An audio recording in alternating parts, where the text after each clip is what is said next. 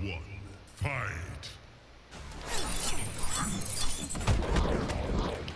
Hey guys, I'm back. We're going against Necromancer Shinnok today, which is, I guess, kind of ironic since I'm also going to put up an invasion boss video today. But whatever, it's not that big of a deal. In the Street Fighter V beta, which is now concluded, well, the most recent phase is concluded.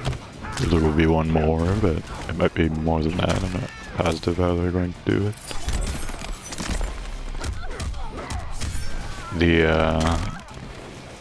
So I wound up getting up to 2,000 LP, whatever the hell LP stands for, League Points, I think. Which isn't too bad. I did play the game a shitload, so it wasn't that much higher I could have gotten. If I had won every single match, it might have been up to like 2,800 or something. But the top of the board was at like 5,600, so I would have had to play more than twice as much to get much higher. But I did pretty well with Karen, and then switched back to Cammy when she came out, and did okay with her as well. I'm not quite as good with Cammy as I was during the first beta, and of course there was much better players in the first beta. The level of play was immensely higher, so that probably didn't help. Like, I was used to playing against shitty players instead of decent players. The old P.R. Balrog conundrum, that's what he always bitches about. That's what his complaints are with regards to American tournaments, which is a little silly, but I can understand the point of view to some extent. Balrog, of course, got third at the Costa Rican major, which apparently had fucked up brackets, so there was only a top 10 out of the top 16. There were only 10 players, so which is really funny. It's probably not going to wind up mattering, but still an amusing state of affairs. And Strider got second, Itazan got first, with like 4 or 5 Wake Up Ultras in the last match, which is pretty funny. So if you're curious why I use Super so often, it's because the pros inspired me, of course. I pretty much always think that any wake up, even if it's unsafe, is viable in some moment. Doesn't really matter what the wake up is. And I receive Kitana's damage nerf in full force. But oh well, it's okay.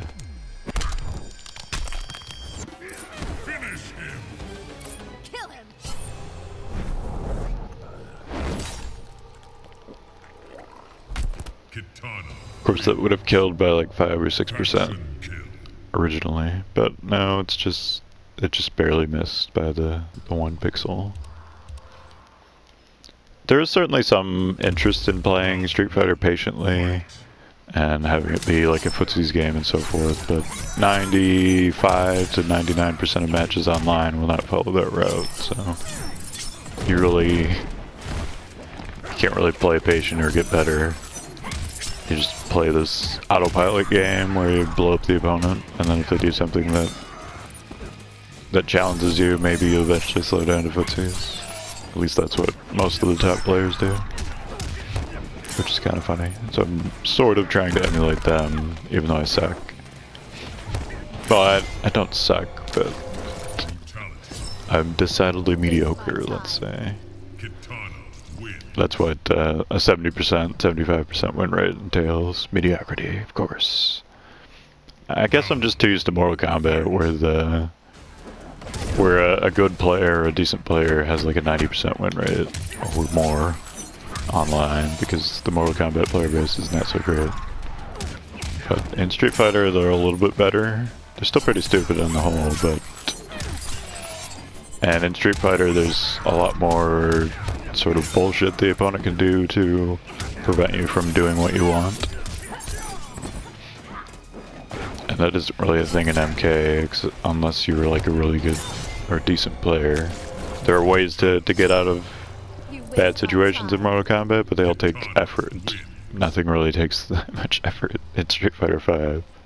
Especially not Karen. Karen, who I think beats every character in the game, or is even with every character in the game. At least with the present state of the beta. She has one link as far as I know, but you don't have to do it. It doesn't really add that much to your damage. So you pretty much never have to do a link in any combo. And you can just special cancel for literally everything. And wind up doing a lot of damage that way, so... There's no huge amount of effort to put into Karen. It takes 5 minutes to get decent with the character, and then bam, you won 20 out of 25 matches, and you're up to 1,000 MP, like that.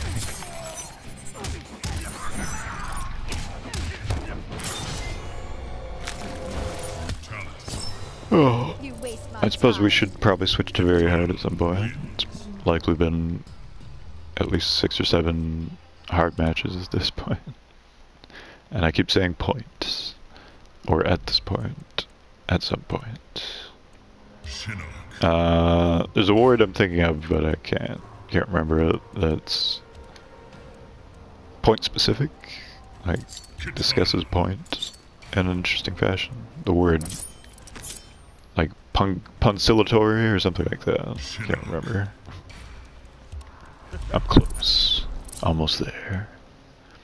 This variation for Shinnok, the bony hands, is a fairly simple... Well, every Shinnok variation is simple, but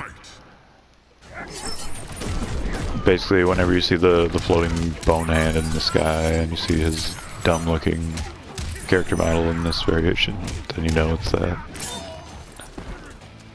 But in against the invasion boss, it really made him a lot easier to beat because he would just do unsafe stuff all day. But the other variations wouldn't very much. So, if you wanted to do well against invasion boss Shinnok, just keep re-rolling him until you get Necromancer.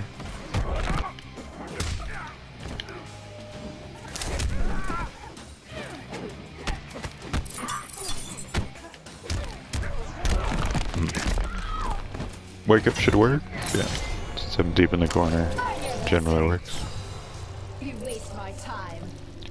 My throat is getting really sore, so probably should have taken a drink of water before I started talking. So there probably won't be a ton of blabbing for the rest of the video.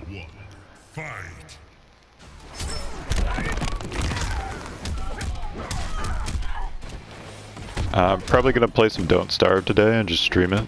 I've never played Don't Starve, but I have it on PS4, so why not? I like Clay Entertainment and their games, but I'm not sure if I like nebulous survival games.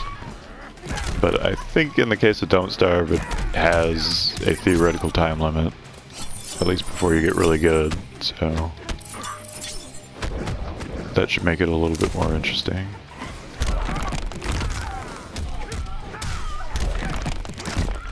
Well, again, Shinnok has some cool fatalities, but he decided not to do any of them.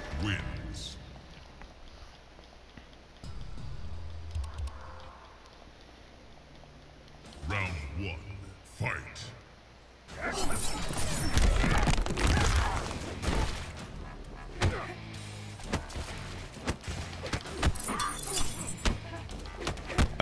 He is doing an overhead occasionally here, but I managed to block it each time. As long as you switch directions that you're blocking, it's easy enough to bait the opponent or the AI into doing the other one.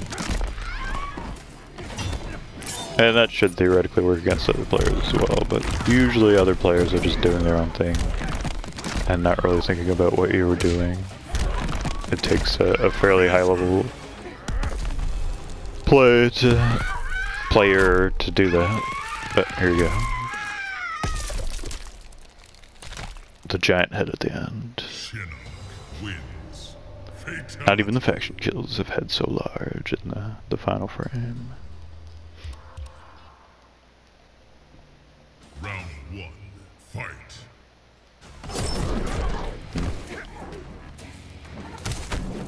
The Sparks move that Shinnok has is pretty difficult to avoid. It might have even gotten more difficult to avoid than it was in the past. But for some reason it keeps doing that. I would manage to blow it up several other times, but I did X-ray, but it didn't come out. No, it did. And I'm just doing it on simple reaction to his first motion, which could be jumping. If it was jumping, then it would blow me up.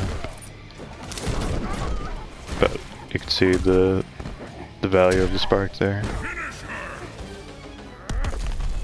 It's the hands again? Yeah. The other one's alright too, but I like this one better.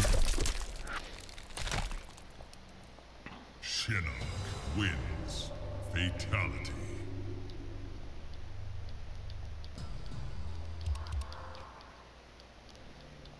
Round 1.